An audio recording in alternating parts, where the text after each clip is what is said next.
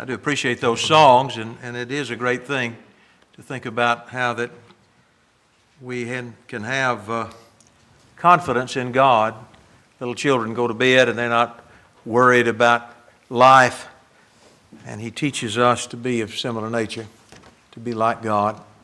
So, to be like those children, trusting our Father. So it is a great thought, and I'm grateful to worship with you and to think with you, to sing with you. I want in this hour to present a lesson that's sort of a follow-up on the lessons that we've taught recently. Sort of to put a cap on the lessons from Proverbs. One of the things that we noticed in Proverbs, as wisdom warns us about various troubles that human beings face, sexual purity has always been a challenge for human beings. And there's a great deal said in the Proverbs. We looked at Proverbs 5 and 6 and 7 in some detail in a previous lesson, thinking about the need to guard against impurity.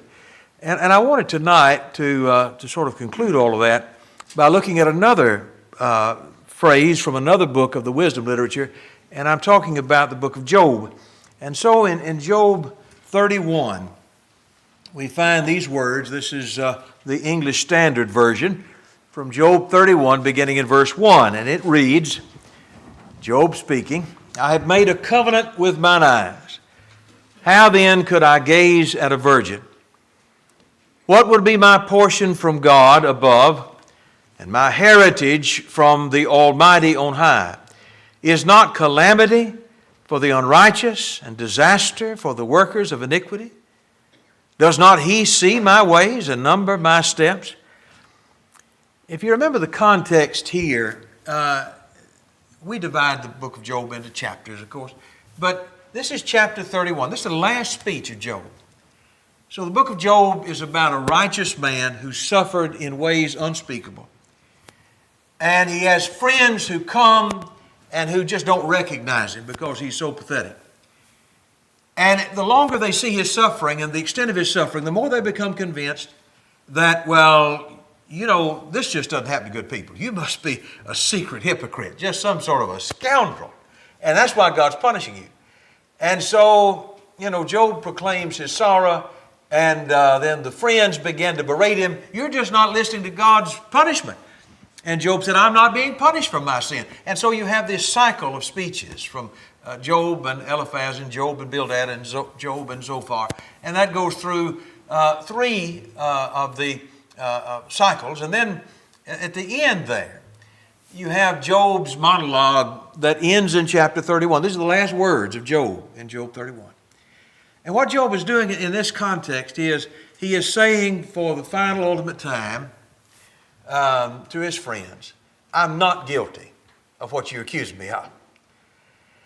And it really, as you look at the chapter, he talks about how that, verse 13, if I did despise the cause of my manservant or my maidservant, or verse 16, if I have withheld the poor from their desire, if verse 19, if I have seen any perish from want of clothing. They say, you're just a scoundrel. And what Job said is, no, that's not true. Look in verse 5. If I have walked with vanity, or my foot hath hastened to deceit, let me be weighed in an even balance, that God may know mine integrity. If my step hath turned out of the way, and my heart walked after mine eyes, if any blot hath cleaved to my hands, then let me sow and another eat. Yea, let my offspring be rooted out. It really is a series of curses he's putting himself under. If I'm guilty, then let it be so. If I'm found guilty of sin, then may God do so to me. So it's a very solemn statement that Job makes here in this 31st chapter, as we call it. But I want you to notice where he starts. The very first thing he says is that I have made a covenant with mine eyes. How then could I gaze upon a virgin? And what would be my portion from God above? a couple of things to notice here. One is, when Job is stating his purity, the first thing he goes to is that I am not guilty of lusting after women that don't belong to me. That's just not something that I do. Of all the things that he mentions here, the first thing he mentions concerning impurity is, he said, I'm not guilty of this common impurity. I don't look on women and lust after those to whom I have no right to. Another thing that he says is, that's striking to us in verse 2. He says, and if I did, what would be my portion from God? I'll tell you why I don't do that. Largely it's because God would know. And it would displease Him, and I would pay a price for that. So, that's a good point. And that's still true. You know, the sin we're talking about here, lust really, is something that a man may think to be hidden. But God knows our mind. He knows our heart. He knows. And Job said, it'd be silly for me to do that, lie about it, as if somehow that could hide it. It cannot hide it from God. Great point. But the third thing that I want to notice here, and I really want to maybe make a special emphasis on this, is Job's statement, not just that I don't do it, but I've made a covenant with mine eyes. You know, the eyes, the windows to the mind, the windows to the soul, as somebody said. That's right. And when it comes to purity, if we don't have eye control, if we're not guarding what we allow ourselves to look at and to gaze upon and to consider and to think about, then we're headed for disaster. Job said it was so important. Not only do I want to control my eyes, he said, I made a covenant with mine eyes. You know, covenant, solemn promise, that's a very serious matter. There's no such thing as a casual covenant. Covenant is serious. Covenant is determined. Covenant is special. So, I've made a covenant with mine eyes that I would not look upon a maid. The problem that Job is talking about, and Job, you know, when did Job live? Sometime in the patriarchal age. So, you know, we'll say maybe 3,000 years ago. Maybe more. But it's a human problem. I wouldn't say it's not a problem for women, because we all read the story about Potiphar's wife who cast eyes upon Joseph. But it's a special problem for men, for young men and for old men. And so what we need to do today, all of us here, is to determine to make a covenant with our eyes, that we will be pure in our thought by guarding what we allow our mind to think about, to see, to meditate on.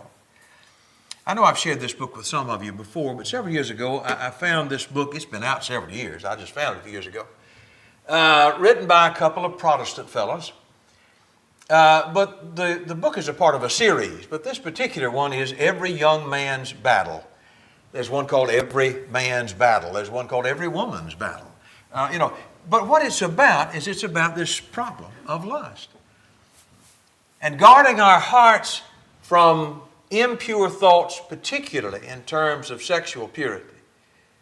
Choosing purity, physically and mentally, has never been easy. Job said he had to make a determination to keep his mind pure. And what I want to do is to remind me and all of us here tonight, and anybody that hears this, that what we've got to do is we've got to have a commitment, make a covenant to do that very thing. I love the language of that. Now this book, let me just say something quickly about this book. If you run across it or you desire to get it, this book is blunt in some of its language, to the point where I don't believe even this book about young men's battles that I would just grab this off the shelf and hand it to a teenager and say, you just go read this. I think it's probably better if, for example, a father reads this with his children and edits it and speaks to it along and along. But I would just say this, we'd be naive to think that the time has not come for plain language. We don't want to create a stumbling block in trying to prevent one. And it'll take judgment in that regard. But I do love this about it. He calls this struggle what it is. It's a battle. And it most surely is. Sexual desire is a powerful fact and a God-given part of human nature. You know, we all remember the passages at Hebrews 13 and verse 5. Marriage, the old translation reads, marriage is honorable in all, and the bed undefiled. That's verse 4, I'm sorry. Hebrews 13:4. Marriage is honorable in all, and the bed undefiled. But whoremongers and adulterers God will judge. I used to read that and wonder, what in the world has that got to do with the context? I mean, Hebrews is about trying to convince these Jewish Christians that they ought not to go back to Judaism and leave Christ and hold on to Jesus. And then at the end of this, you have this series of exhortations. And how does this fit in? Maybe I still don't know. But maybe the thing that makes the most sense to me in explaining why this verse is found in this context is, you know, asceticism was a part of the Jewish experience as well. There were Jewish sects that forbade marriage. Some at least may have tried to bring that into Christianity. Remember Paul wrote, if he didn't write Hebrews, at least in other letters he wrote, he said that we ought not to forbid marriage. But there are some then and some now, not so much in the church as we find in the religious world, the Protestant world, Catholic world, who tell us that you really want to be holy, you just need to separate from women altogether. Paul, in 1 Corinthians 7, did say that maybe because of the present distress that they were facing at that time, it'd be better not to be married. But as a whole, marriage is a good thing. And he wants them to know that. Don't get caught up in those who will tell you that God's blessings are curses. They're not. But one thing you need to know is that fornication is not a blessing. And adultery is not a blessing. And that's right. But the fact that God gave the sexual desire, He also gave the context in which that desire is to be fulfilled. Nothing unholy about that, but the devil will take every gift that God gives us and twist it and turn it around and try to make it something evil, try to get us involved in something evil. This world is not a friend to purity, and that's true. What this world wants to do is to find a fire and pour all the gasoline on it it can. And so when it comes to lust, it's not an accident. It's worse than it's ever been. You see all around us, you know, all kinds of unholy, impure messages that bombard us every day. If you haven't noticed that, then you're not looking, or maybe we become too desensitized to it. That's also a danger. You know, pornography is not new, but it's never been more readily available than it is now. You don't have to go to some seedy side of town to find it. It's as close as your phone. You look at on television and all the providers, whatever they might be, programming providers, whether it's Netflix or this or that or something else, and they've got 1,000 shows. Yes, they do.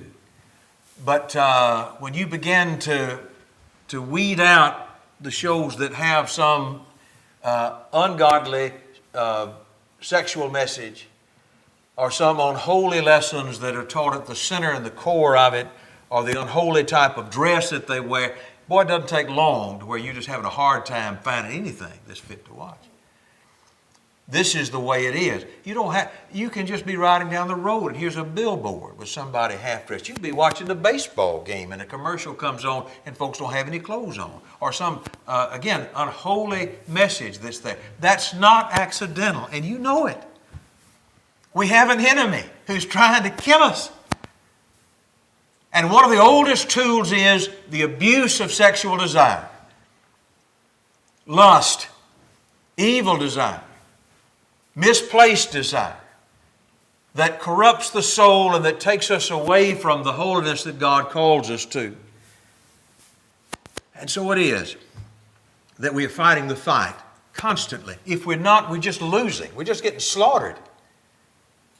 That's the point we want to make. And at some point we might make this point, that the hormones that crash into young people, at whatever age puberty may happen. The distance, I guess we could say, between that age and the age at which people get married now is greater than it has been in many ages. I don't know how typical this is. It may be just a southern thing. It may be even unique there. But if you look back at the family records, one thing that might strike you is that a few generations ago, you might find people that got married at 15 or 16 years old. And you'd think, boy, that's young. It is young. But, you know, there are some factors there that ought to be considered at least. He's still young. But, for example, here's a young man who grows up on a farm. His father's a farmer. That's what he's going to do for a living. And here he is, he's 16 years old. But, you know, he's been working that farm since he was able to walk. And he knows how to run a farm. He's physically developed. He can do the work. The point is that given a little piece of land, he can make a living for himself, you know. And he can provide for himself and for his family. And then here's this young woman, and, well, you know, she's been helping her mother keep house for all these years. She hadn't just been sitting around napping. And she may have been taking care of young siblings. She knows something about how to run a house. Young people, though quite young, may develop a maturity and an ability and a knowledge that they could begin a household early. Again, whatever we think about that, one thing we'd say about that is, in those days, the gap between the awakening to puberty and the time in which young people married might have been just a few years. But at this point in time, we may have now the idea of a young person who may be abstaining for, 15 years, more. Not impossible. I'm just saying it's more of a challenge in a time when the sexual messages are bombarding us. It's a recipe for problems, just talking real. So, we understand the fight has always been there. I don't think it's ever been harder maybe than it is now to navigate that and to maintain your purity. Holiness has never been an accident. Purity has never been an accident. It will not happen automatically. It won't happen naturally. It won't happen by accident. It'll happen when we fight for it. It'll happen when we make a covenant for it. And so, as I said earlier, we need to take seriously our battle for purity and to consider that as our children are growing up in our household. The battle for purity. Purity. I wanted to just use a few minutes of our time tonight to just go back and look at some passages that I think we're well familiar with. Passages that we have seen through the years. But to make, again, an application to them in our lives. And I'm speaking to all of us. I'm speaking to our young people here. The choices that you make. Understand that the devil is doing all he can to destroy you, to ruin you. And what we've got to do is listen to his wisdom, hold to him, and trust him.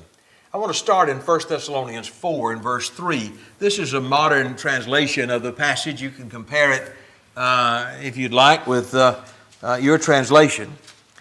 But 1 Thessalonians chapter 4 and verse 3 reads, "For the purpose of God for you." I think the old translation reads, "This is the will of God for you." Here's the purpose of God for you. "That you may be holy and may keep yourselves from the desires of the flesh, so that every one of you may keep his body holy and in honor, not in the passion of evil desires, like the Gentiles who have no knowledge of God." Pretty good description, by the way, isn't it? If you do what's right, you're going to stick out as so different than the world. The world's lost. The world doesn't care. The world's not fighting. It's just flowing right down the drain. If you are doing the right thing, you're going to be different. You're not going to feel like you fit in. That's exactly what Paul said all those years ago. You've got to fulfill the purpose of God for you in a world that does not know God. A world that just follows the passion of evil desires. Verse 7, because it is God's purpose that our way of life may not be unclean, but holy. Exactly. Be clear about this. God's expectation is for us to live a holy and pure life. I love Ephesians 5 and verse 3. This is the NIV, again, a modern translation. But I do appreciate the sentiment here is expressed in this language. Ephesians 5:3. But among you there must not be even a hint of sexual immorality, or of any kind of impurity, or of greed, because these are improper for God's holy people. Don't you love that? Not even a hint of sexual immorality. Do not make room for evil. Not a hint of it. But only what is proper for God's holy people. It's not something to toy with. Colossians chapter 3, very similar to what we read in Ephesians. But Colossians 3, Paul writes to these brethren and pleads with them, if ye be risen with Christ. He begins in chapter 3 and verse 1. Seek those things which are above, where Christ sits at the right hand of God, and set your affection on things above, not on things on the earth. For you're dead. Dead to sin, dead to the world. And your life is hid with Christ in God. When Christ, who is our life, shall appear, then shall you also appear with Him in glory. Verse 5. Mortify your members which are upon the earth. Mortify is a great old word. We know what happens at the mortician. We know who he deals with. And so it is. Put to death, maybe your translation says. As the old man said, don't make sin sick. Kill it. That's our ambition, to kill evil desire in our life. To make it so unwelcome that it has no place among us. Put to death these things. And then he goes on to talk about what things? Fornication, uncleanness, inordinate, unlawful affections, evil concupiscence, evil desire, covetousness, which is idolatry, for the which sake the wrath of God comes on the children of disobedience. If we don't feel that struggle, again, then it likely means we're just getting swept out. That's why we don't feel the struggle, because we're getting swept by the tide of this world. Let me look at another passage with you, if I may. This is from Matthew 5. How could we talk about this subject and not talk about Matthew 5? In the Sermon on the Mount, our Lord, gives what some folks have called the constitution of the kingdom. He's talking to people and he's saying, in effect, the kingdom of God is at hand and you ain't ready for it. Not even close. And so he goes through, you've heard it said you shall not commit adultery. Yeah, they had heard that. It was the seventh commandment. They were familiar with that. But he said, if that's all you know and if that's as far as you go, you're not going far enough. You've heard it said, do not commit adultery. But I say to you that everyone who looks at a woman with a lustful intent has already committed adultery with her in his heart. And if your right eye causes you to sin, tear it out. Throw it away. It is better that you lose one of your members than that your whole body be thrown into hell. And if your right hand causes you to sin, cut it off and throw it away. It is better that you lose one of your members than your whole body go into hell. He's saying if you think that just because you have not committed the physical act of adultery, well, that's all God expects of you. He expects more than that. He expects purity. Even to the point that you recognize that to look upon a woman with lustful intent, to gaze at her, that's really the meaning of that word, to look. And by the way, in a world of stumbling blocks, we ought to consider whether we might be the problem. I think it's not an attitude from God. I think it's from the enemy. When, for example, a woman would convince herself to say, look, if somebody looks at me and they get the wrong idea, no matter whether my skirt is short or my clothes are too tight, that's their problem. It is their problem. It's also your problem. If we're casting a stumbling block and causing others to sin, can we not find that principle taught over and again? When Paul wrote to the Corinthians who had the idea, I can go in and sit in the idol's temple and eat this meat. There's no such thing as an idol. Paul said, yeah, but you're not considering the effect of your activity on your brethren who may be weaker in conscience. If it bothers them, it ought to bother you. Exactly. But in a world where, we find so much of the evil message and the wrong message, we're going to have to work to keep our eyes where they ought to be. Been pointed out before, it may well be that we have to walk through a Walmart staring at the top of our shoes. Be it so. Better that than to violate what the Lord warns us about here. One fellow that I read said we need to develop what he called bouncing the eyes. I think I understood this principle, but I had never heard it called that before, but I've not forgotten it since. Bouncing the eyes. The idea when Jesus said, whoever looks at a woman, I don't think that's suggesting just the idea we become aware of who they are, but we're not continuing to look and to gaze and to let our mind wander in ways it shouldn't be wandering. But rather the idea of we may be aware of something. Something may come in our field of vision, but then we turn our eyes away from that. I don't need to be looking at that. I'm embarrassed to look at that. That's shameful. That kind of attitude is what we need to develop. Somebody compared it with touching a hot stove. You may not know the stove's hot till you touch it. But guess what? When you touch it, you know it's hot. What do? You say, well, I'll just leave it there. No, you don't. You pull your hand away. That's hurtful. Exactly. And we, as those who strive for purity, like we read about in Thessalonians, what we learn to do is we learn to say, look, the world may put the wrong message out there for me to see. I'm not going to see it. I'm not going to gaze at that. I'm going to determine that in my heart, I'm going to turn away from that kind of message. The idea of bouncing the eyes, not looking with lustful intent. Jesus went on to say, even plucking out your eye. I think one of the applications of that, obviously this is hyperbole. He's not saying that maiming yourself is the answer. But what he is saying is that whatever you need to do to stay away from this problem, you do that. If that involves changing jobs, if that involves getting one of those old flip phones, if that involves if you have to have internet access, one computer in the middle of the living room, and that's the only one. Whatever it takes for me to keep my mind right and to keep my heart right, then you do that.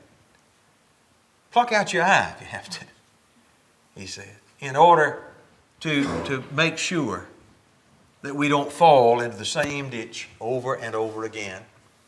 There's a sense of accountability, I think, that's implied here. And I do believe that's important. That's important in a lot of areas. We think about that in reference to people who maybe they are hooked on alcohol or some other drug. And so they acknowledge their problem. They have someone that they talk to along that line to try to keep them accountable, to talk to them about the struggles that they're having. I think that's something valuable there. I think it's a good thing, the less, sometimes privacy is not a great thing. There's a place for privacy. But think about it. What purpose should I have from trying to hide my internet history from my wife or my husband or my parents? What's the purpose of that? What good purpose is there in that? I heard a fellow say one time, and I didn't know this, it may not be true, but at least he said it like it's true. He said, if you are a doctor or an MD, your phone has to be password protected from everybody, even your family. I guess HIPAA laws or what, I don't know. Maybe that's so. Never has bothered me. I didn't get close to medical school. So for me, I think it's a good thing for me that, if my phone rings, I can hand it to my wife. Or she can hand me her phone. I think that's just wise. That we don't have any efforts to try to hide from each other. That we have that kind of closeness. And that if we're not married, that we're not troubled by our parents. And if we've out on our own, that we are accountable to others. If it's our problem, to find somebody that loves us enough to help us and to have that sense of accountability. That's, I believe, part and parcel with the idea of being serious about this. Remember that old saying that sin always takes us further than we meant to go? We know that to be true. We've seen that in the Scriptures. We've seen King David, who wound up in places he never dreamed he would be. We've seen that in our lives. We've known of men, preachers of the gospel, elders, whoever they were, who wound up not only in a place of degradation, wound up maybe losing their family, maybe sometimes got into pornography to the point, illegal pornography, to the point where they wound up being jailed by the society. Wow. And if you had talked to those folks 20 years earlier, 30 years earlier, and told them where this was going to end, they would never have believed it. Do you think David would ever have believed years before that he could be guilty of the things that he was guilty of? The devil is a liar. He is an expert in trying to trip up people and to take them places they never dreamed they would go. The only thing I know that'll help us there is holding to God and not compromising. From step one, guarding our hearts against the wiles of the devil. 1 Corinthians 7 is another passage. We referred to this briefly a moment ago. Now, concerning the things whereof you wrote unto me, Paul begins, it's good for a man not to touch a woman. Nevertheless, to avoid fornication, let every man have his own wife, and every woman have her own husband. Let the husband render unto the wife due benevolence, the old translation says, and the wife also unto the husband. The wife hath not power over her own body, but the husband, and likewise the husband hath not power over his own body, but the wife. Defraud ye not one the other, except it be with consent for a time, that ye may give yourselves unto fasting and prayer, and come together again, that Satan tempt you not for your incontinency. I say therefore to the unmarried and widows, it is good for them if they abide even as I, but if they cannot contain, let them marry. It is better to marry than to burn, the old translation says. I don't think that means better to marry than to burn in hell, although that would fit, wouldn't it? That would certainly be true, but I think what he's saying is it's better to marry than to burn in lust. And that marriage is the proper outlet for the sexual desire, a gift of God that has practical as well as emotional reasons for being. But I would just offer this thought that marriage is not a guarantee of refuge from temptation. And that point is made here. If you look in chapter 6, that's where he says there, not to be deceived, that neither fornicators, nor adulterers, nor idolaters, abusers themselves to mankind, shall inherit the kingdom of God. That's the passage, 1 Corinthians 6, where he talks about how that fornication is a sin against your own body. That is, the idea of mating with one who is not your mate is a sin, a special sin. And he said, you're the temple of God. You cannot join the temple of God to a harlot. That's one side of the coin. And the devil would seek fulfillment outside of marriage. But then you read 1 Corinthians 7, and he's warning us about the lack of fulfillment in marriage. You know, the devil is so dishonest. You know, he will try in every way he can to take everything God has given and twist it around and get us twisted in the process. But it proves this fact that even in marriage, there has to be care taken lest we lead ourselves into temptation. This is from that book I read earlier, or referred to earlier. The language is blunt, but I think he makes a good point here.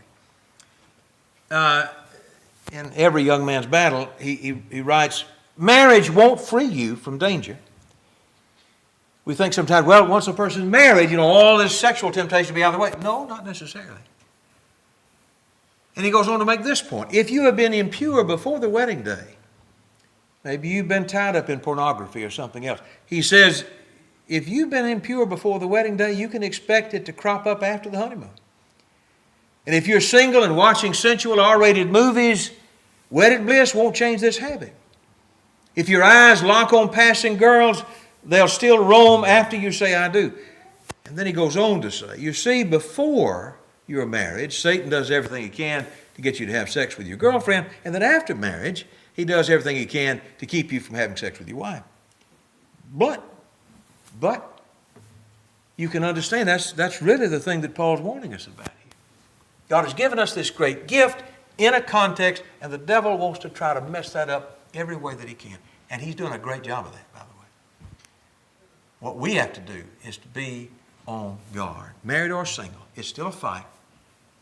And God's always right. His way is always right.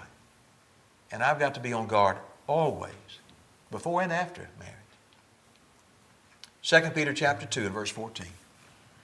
Peter writes about some false teachers, those who mislead and endanger the brethren. And he writes about them this way. He says, they have eyes full of adultery. They cannot cease from sin, beguiling unstable souls. Eyes full of adultery that cannot cease from sin. One modern translation translates that, all they think about is having sex with somebody else's husband or wife. That's all they think about is sin, sexual sin. It dominates them. It really deforms them. I don't think that's too strong a word. Now, that doesn't happen in one moment, but over time, as we toy with sin and it begins to master us and then it owns us, and before long, you can't even see. You can't even look people in the face anymore. Your thinking has become so damaged and so diseased. Does not start that way. Compare it with a drug addict. You know, you see these people, some of you guys through the years may have worked jobs where you've worked in downtown areas. Some folks work in the medical field. And you see people coming through that emergency room. And they are human, but you could barely tell it. They are just wretched.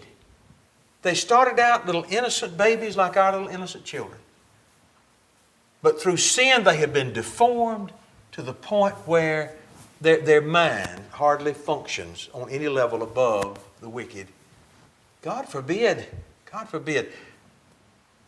Every drunkard starts with one drink. And every person, I don't suppose they had the term pornography addict. I don't know what you think about that term. I don't know even how to define that exactly. I'm not trying to take any responsibility away from somebody. I'm just saying there's some people who, like Peter said, they have eyes full of adultery. They cannot cease from sin. I don't know how somebody exactly gets there, but I do know where it starts. Just like that fellow who's a slave of alcohol, it starts with the one drink, and then another, and then another. It may start accidentally. It certainly, nobody intends to be the drunkard in the gutter. Nobody wants that. Everybody thinks it won't happen to me. It happens. So, what's the point that Peter is making here? I think, in principle, what he's saying is, if you don't want to wind up like these folks, you better hold on to God, because it can happen to anybody who doesn't heed God's warning. We began to be owned by the sin that we thought we were controlling. And it affects our thoughts, it affects our perceptions. The Proverbs say it so well, don't they? This is, again, a modern translation of Proverbs 4:23. Keep your heart with all diligence, for out of it are the issues of life. This reads, be careful how you think. Your life is shaped by your thoughts. Exactly. So if we are tonight, if I am still able to hear God's voice, glory. But if I realize I've got a problem, then I've got to get serious about this before it becomes too late and before more damage is done. 1 Corinthians 6 and verse 13, we were referring to that earlier. And in the context of warning them against sexual sin, other sins, he says, food is meant for the stomach and the stomach for food. that's an odd thought. I think in context, it makes the most sense to understand it this way. Paul is writing to the Corinthians. In verse 9, he said, "Be not deceived." I think that there is a popular deception that sin is harmless. We know that. We've heard that many times. And there are those who will say, as they're saying here, in just about these words, look, it's natural. You get hungry, don't you? It's natural to want to eat. You have a sexual desire, it's natural to fulfill that desire. Everything that's natural is not good if it's out of context. You know, a fellow may be hungry, but it's not okay just to eat anybody's food or just eat anything. Even eating has a context. And certainly sexual desire has a context. We looked at that from Hebrews a moment ago. Paul repeats that here. That where sexual desire may be natural, may be God-given, I tell you what God didn't give. He didn't give fornication as a good thing. The body is not meant for sexual immorality, but for the Lord, and the Lord for the body. Natural doesn't always mean, in every case, in every fulfillment, good. One fellow said, you know, God made my eyes to see and He made women beautiful, so that's all. Well, you're forgetting a thing or two there. You're forgetting what the Lord said about looking on a woman to lust after, for one thing. Don't be deceived by Satan's lies. God did not make our body for fornication. He did not make our eyes to lust after those who don't belong to us and we don't belong to them. Galatians 5 and verse 19 puts the context plainly. You've got the fruit of the Spirit, and then you've got the works of the flesh. Don't let the devil tell you that the works of the flesh are good. They're never good. And they include evil desire, unclean things, wrong use of the senses, fornication, adultery. They which do such things have no part in the kingdom of God. It could not be more plain than that. And again, the devil is a liar, and he tells you, well, it's better than, but it's still the works of the flesh. Well, there's no harm in just looking. We ought to know better than that. The world doesn't, but we do. We know better. Live like we know better. Let me mention another one quickly, then we'll move to the end here. But Romans 13, this great treatise on salvation. At the end of this great treatise, there's this marvelous thought here. In verse 12, Paul writes, "The night is far spent, the day is at hand." So with the idea in mind of the end of our race and the reward ahead, he said, "Let us therefore cast off the works of darkness, and let us put on the armor of light. And let us walk honestly, as in the day, not in rioting and drunkenness, not in chambering and wantonness, not in strife and envy." You have three couplets here, don't you? These 6 terms that are fit into 3 couples. Rioting and drunkenness. We have an idea of those old languages. You know what that's talking about? I saw something on the news the other day. We just had Mardi Gras. Let's just all get together, get drunk, and carry on. Just do whatever meanness we can think of. Well, nothing new about that. Some people don't need a special occasion for that. And there's strife and envying. That's the idea of this mean-spirited fighting and this rivalry and evil. And then you have in the middle there, chambering and wantonness. Chambering is an old word for fornication, really, bedding someone that does not belong to you and you don't belong to them. Chamber like the bed chamber is an old way to express that. Wantonness, the idea of this evil lust and desire. So these are very modern problems, and they are very popular to this day. But he said, you need to put on the Lord Jesus Christ. Now these are Christians. And they're already in Christ in one sense. They've already put on Christ in one sense. But he's saying you need to live like it. Put on the Lord Jesus Christ by the way you live, by that being raised to walk in newness of life. And he says, make no provision for the flesh to fulfill the lust thereof.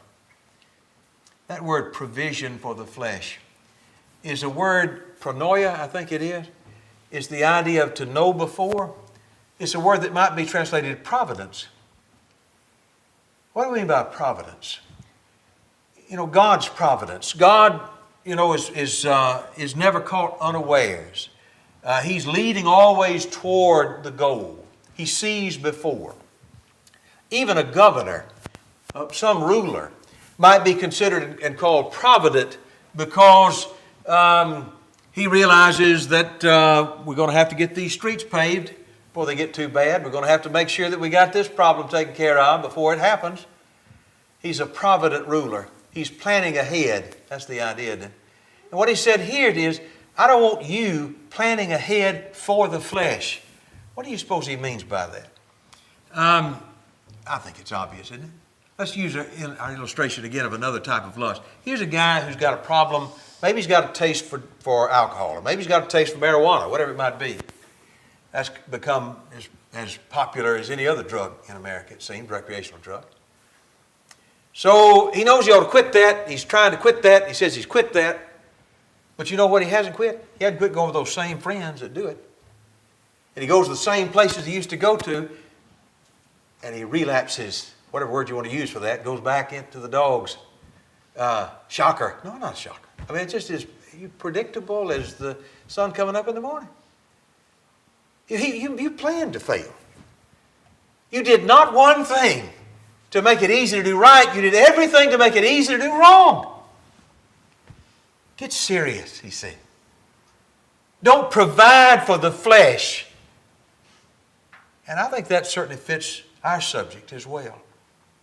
Making sure that we don't do the things that will help us do the wrong thing. Verse 14 in the modern translation reads, let us be Christ's men from head to toe and give no chances to the flesh to have its fling. I don't think that's much of a translation. Pretty good paraphrase, though. Pretty good commentary. That's right. Whatever my problem is, whether it's pornography or some other problem, how serious am I about getting right? How does that show in what I do, the decisions that I make? That's a really important question. Don't make it easy to fail. Stop taking the road that leads to the wrong place. Break my routines. Get the help that we need. I appreciate your kind attention. Let me conclude with a couple of thoughts, and then the lesson will be yours. Number one, if this is your struggle, maybe it's not your struggle. Not everybody's struggle. But if this is your struggle, I hope that you will remember a couple of things. First of all, I don't believe you're a monster. I think you're a human being with a problem, and you're not alone. When Paul went through that category of sins in 1 Corinthians 6 we've been referring to, he talked about all these sexual sins, all these sins of the flesh, but he said, such were some of you, washed, sanctified, and justified. I hope nobody would hear a lesson like this or read these verses and feel hopeless, like, well, I'm just one of the lost. There's nothing I can do. That's not true. It's not true. But on the other hand, don't tell yourself ever, this is harmless. It's never harmless. It always brings harm. It harms me. It deforms my spirit. It harms my family. It harms the God who died for me. It harms the name that I wear. It's harmful. God has called us to something higher. Don't tell yourself it's hopeless, because it's not hopeless. I can make a change today. Some of the things that might fall into that category, and we'll just mention them quickly. First of all, to admit where the dangers are in my life and take action, whatever my problems are, whatever my struggle. Maybe my struggle is gossip. Maybe my struggle is lust. Maybe it's covetousness. Whatever it is, be honest with yourself. This is a problem. I know this is a weakness of mine. I got a temper problem. Okay. Well, identify the problem. That certainly applies to our subject. And then change our actions. I think one thing that we can do is fill our mind with good. There's that story that the Lord told over in Luke 11 about the fellow who had was troubled with, plagued with the evil spirit. The evil spirit's cast out. And then what does he do? Well, he doesn't do anything. The house, as it were, is swept and garnished, and then that evil spirit goes and finds some worse companions and comes back and inhabits what's the point of that parable? I think it's if we just think about ridding ourselves of wrong but don't fill our heart with right, we're asking for trouble. And that's true. Paul said in Philippians chapter 4, we certainly need to avoid and to separate ourselves from sin, but at the same time we need to embrace good. Whatever things are true, lovely, pure, of good report, virtuous, think on these things. Exactly. Fill our mind with good things. Spend time with God in prayer. That great Psalm 119, this psalm about the Word of God, in verse 11 reads, Thy word have I hid in mine heart, that I might not sin against thee. Let prayer and the Word be a part of my life. Spend time with good people. We talked about accountability and having people that we're accountable to. Somebody we trust to say, look, I'm struggling. I want you to ask me regularly how I'm doing. And I'll be honest with you. And you help me. That's a good thing. But, outside of that or beyond that, just spending time with good people who love God and trying to do the right thing, the world will beat us down. It does. That's one reason why assemblies like this are valuable. And time outside this assembly with the folks in this assembly is valuable. It will help us to be strong in a world that seems like it's lost its mind and wants to convince you you're the one that's crazy. And then fight. Make a covenant. Fight like your life depended on it. One of the books that I read said it this way, and I thought this was useful, and I'll share this with you as we close. Folks wrote, we have known those who have failed in their battle for sexual purity, and we've known some that have won. He said, you know what the difference is? Those who won hated their impurity. They were going to war and going to win or die trying. Every resource was leveled upon that foe. Don't you think that's what Job meant when he said, I've made a covenant with mine eyes, a solemn promise? I think Job was at war with sin. God help me to be at war with sin and help us all to that end. I appreciate your kind attention. And I do pray that we'll lean on each other as well as on God. Help each other in our fight for purity. Because, frankly, we're not going to find many encouragements in this world outside of those who know and love the Lord. Get your songbooks out if you care to. Turn to the number that's been selected. Are you washed in the blood? If it be your desire tonight to become a child of God, then we hope you'll do so. Maybe you're here as one who, as a child of God, has wandered from the Lord, who loves you. He longs to receive you back. Come back tonight. If we can help you, pray for you in any way, let us know how right now while we do stand, while we sing.